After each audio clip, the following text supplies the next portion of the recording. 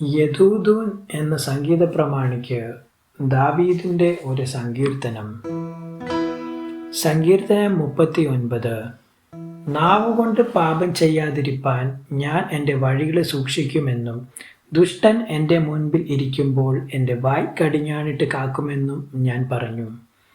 ഞാൻ ഉരിയാടാതെ ഊമനായിരുന്നു, നന്മയെ ഗണ്യമാക്കാതെ മൗനമായിരുന്നു.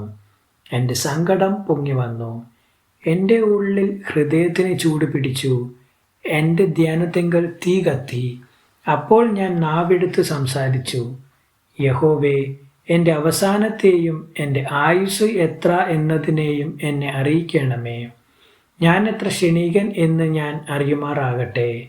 ഇതാ, നീ എൻ്റെ നാളുകളെ നാരുവിരൽ നീളമാക്കിയിരിക്കുന്നു.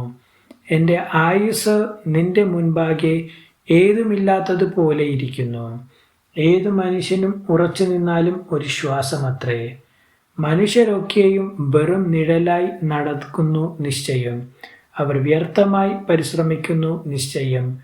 അവൻ ധനം സമ്പാദിക്കുന്നു, ആർ അനുഭവിക്കും എന്നറിയുന്നില്ല. എന്നാൽ കർത്താവേ, ഞാൻ ഏതിനായി കാത്തിരിക്കുന്നു? എൻ്റെ പ്രത്യാശ നിങ്കൽ വെച്ചിരിക്കുന്നു. എൻ്റെ സകല ലംഘനങ്ങളിൽ നിന്നും എന്നെ വിടുവിക്കണമേ. എൻ്റെ ഭോഷന്റെ നിന്ദയ്ക്കായി വെക്കരുത്. ഞാൻ വായ് തുറക്കാതെ ഊമനായിരുന്നു, നീയല്ലോ അങ്ങനെ വരുത്തിയത്. നിന്റെ ബാധ എങ്കിൽ നിന്ന് നീക്കണമേ. നിന്റെ കൈയുടെ അടിയാൽ ഞാൻ ക്ഷയിച്ചിരിക്കുന്നു. അകൃത്യം നിമിത്തം നീ മനുഷ്യനെ ദണ്ഡനങ്ങളാൽ ശിക്ഷിക്കുമ്പോൾ നീ അവൻ്റെ സൗന്ദര്യത്തെ പുഴുപോലെ ക്ഷയിപ്പിക്കുന്നു.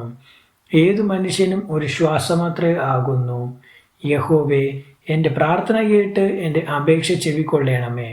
എൻ്റെ കണ്ണുനീർ കണ്ട് മിണ്ടാതിരിക്കരുതേ. ഞാൻ എൻ്റെ സകല പിതാക്കന്മാരെയും പോലെ നിന്റെ സന്നിധിയിൽ അന്യനും പരദേശിയും ആകുന്നുവല്ലോ.